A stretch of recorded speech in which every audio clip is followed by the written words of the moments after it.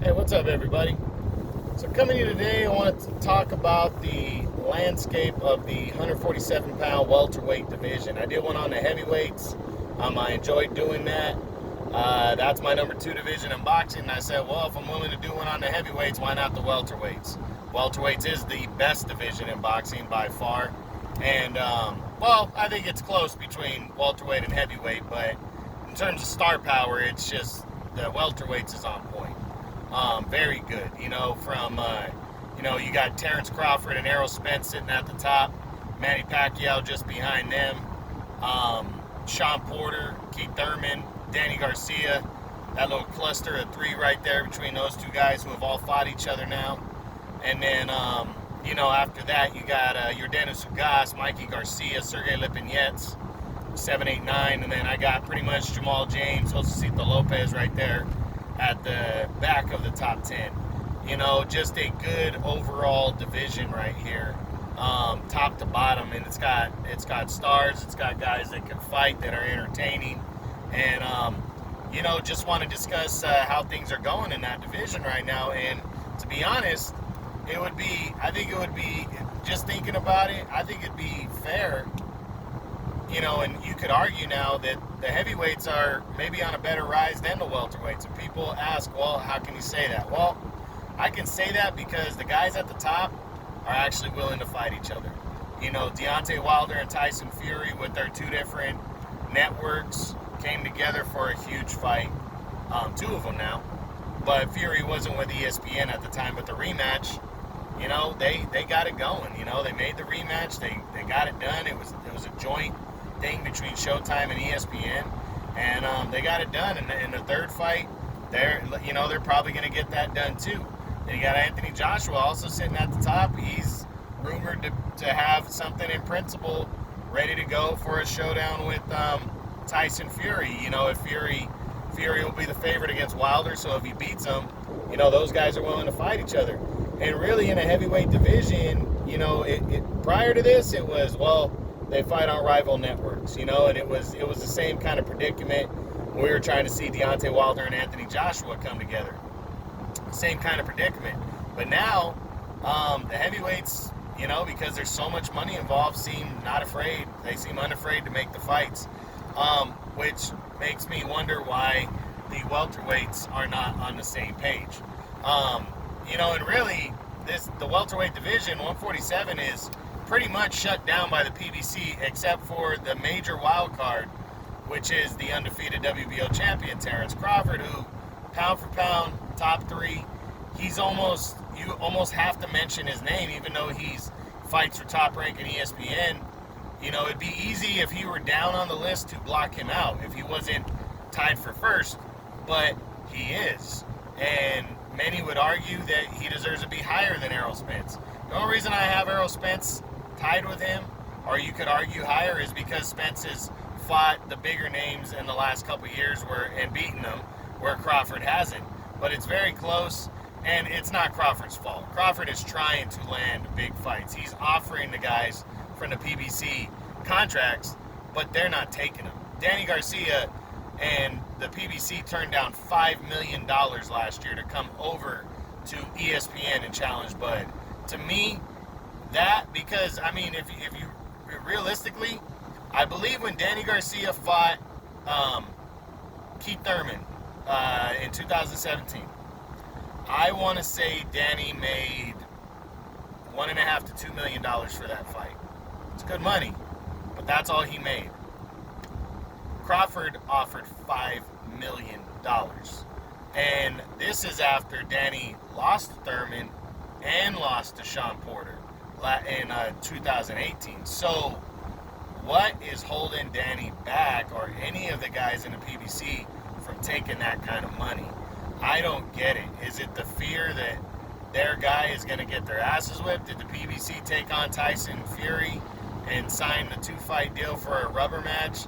Did they do that because they just thought Deontay was going to blast him out? Is that the reason they went for it? I'm not sure, but for some reason they don't want to do the same thing down at welterweight and let their guys fight Terrence Crawford.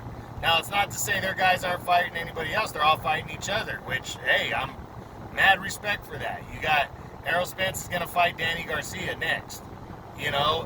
That's a big fight right there. It is. Danny is deserving. He's a good fighter. He's got a name. And Errol Spence is trying to prove why he believes he's the top dog at 147. He's trying to make his case. And to be honest, if Errol looks good against Danny Garcia, I probably would have to put him ahead of Terrence Crawford. Because Crawford right now, he's doing the best he can. He's going to take on former IBF champion Kell Brook. Which Brook, I'm a Kell Brook fan. I have been since he beat Sean Porter back in 2014. But injuries have kept him out of the ring.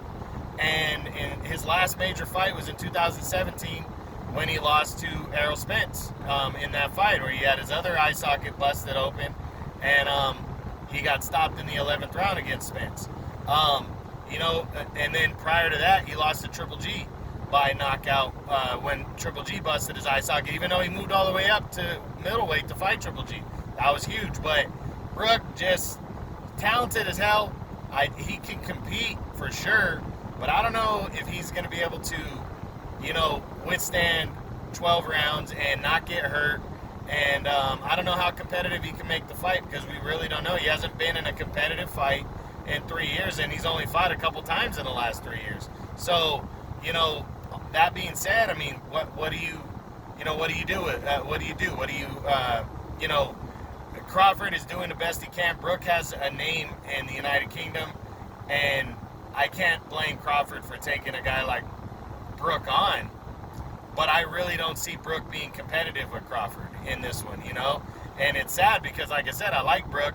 Maybe he'll prove me wrong. He definitely is talented enough, and he's not too old, but can he keep up when he hasn't been fighting consistently on a regular basis or anything? It's just going to be tough. His last fight, he looked good, but he beat some nobody, and that was at 154, and that's the other thing. He moved up to 154 a couple years back after the Spence loss, and he said, hey, I can still make 147, but now he's coming down again to 147, and after not fighting there since 2017. So that's another thing that factors in.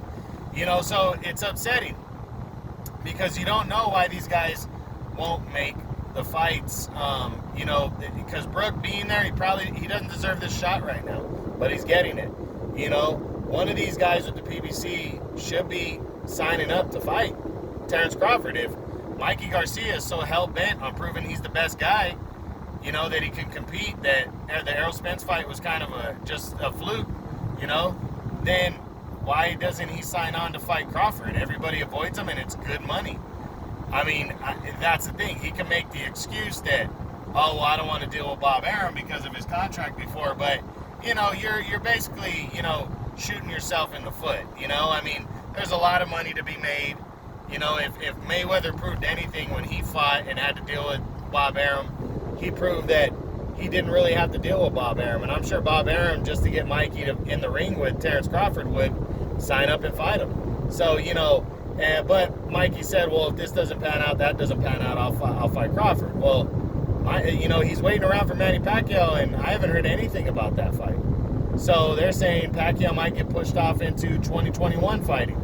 They're saying he might only fight 1 or 2 more times because he's supposed to be running for president in the Philippines in the next couple of years. So, I think some of these guys are waiting around for that magic fight with Pacquiao to make that money, to get a crack at him, to share the ring, to be one of the last 2 guys. I get that, but waiting around this long, I mean, it's just a shame, and that's why I got to give big ups to Errol Spence coming back from an injury, in a car accident to fight Danny Garcia, and I got to give Danny love because Danny wanted a Pacquiao fight too, and instead he's fighting Errol Spence, and he's coming in as the underdog. So, the welterweights are just, they're on point. And then not even to mention, I don't think I mentioned Keith Thurman, who still is talented enough to compete with the top guys. Injuries have kept him out of the ring, and then he lost to Pacquiao last year. He got hurt, in that fight. He's back, or he's supposed to be coming back for the end of the year.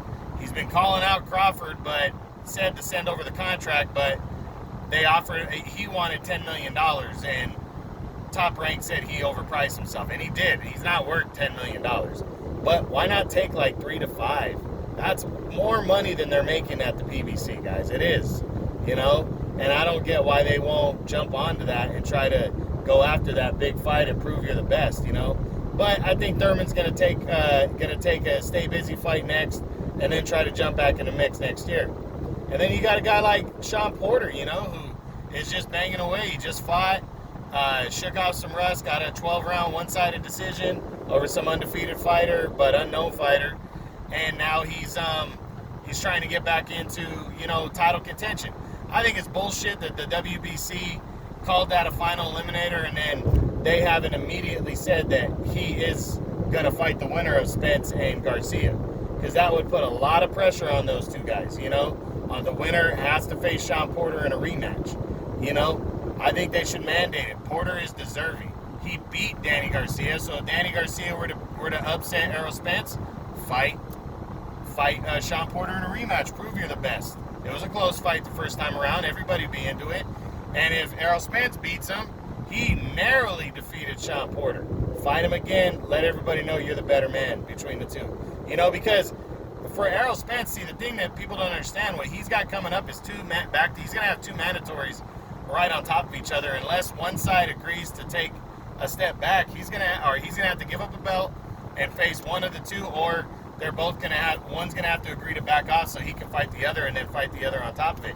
Personally, I think him or Danny, the winner of that fight, is going to be forced into fighting Sean Porter, or they're going to get a lot of shit because they're going to fight Sergey Lipinets, or the guy that Lipinets is fighting in October, who's an undefeated unknown.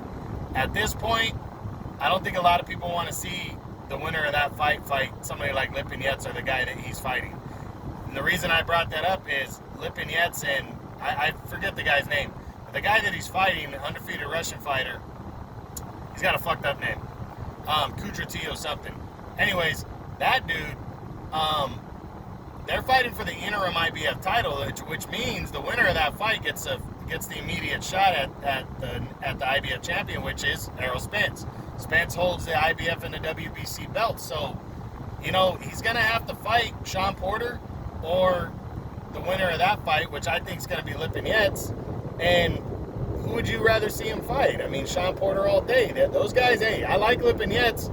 One, I don't think he beats Spence or Garcia. And two, they don't have big names. So people are going to want to see the top guy, the winner of that fight somebody big next. Personally, I think they're going to end up giving up the IBF title. That red belt's going to go away.